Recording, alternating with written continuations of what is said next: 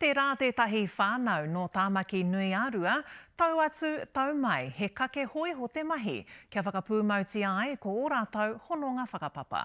E rima ngā whakapaparanga o te whānau hoera, kua whai wāhi ki te haerenga motu hake nei. Kei a Regan Paranihi, ngā kōiriiri.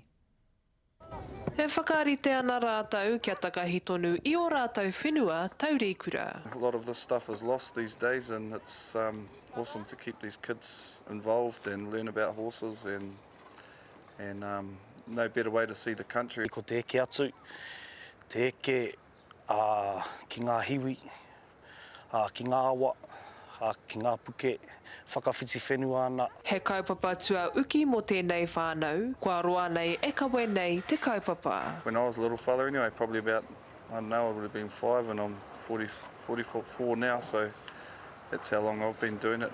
I tīmatau ki runga I tēnei haerenga I tua I whā.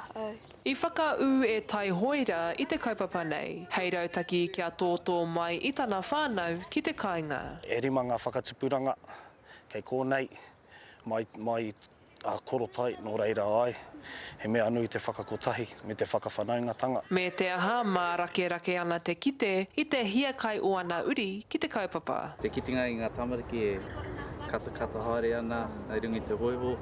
Te kite I ngā maunga hoki,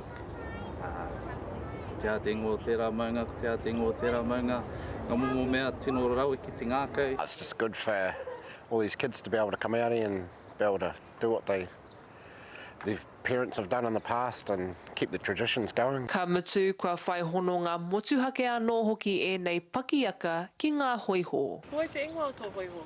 Te rangi. E tino hoa ia ki a koe? Ai. Hiki papa atu rā te whānau ki tō rātou hōpuni hou, te wāhi katu he whakataitai e ki hoiho. Regan Paranihi, Te Karere.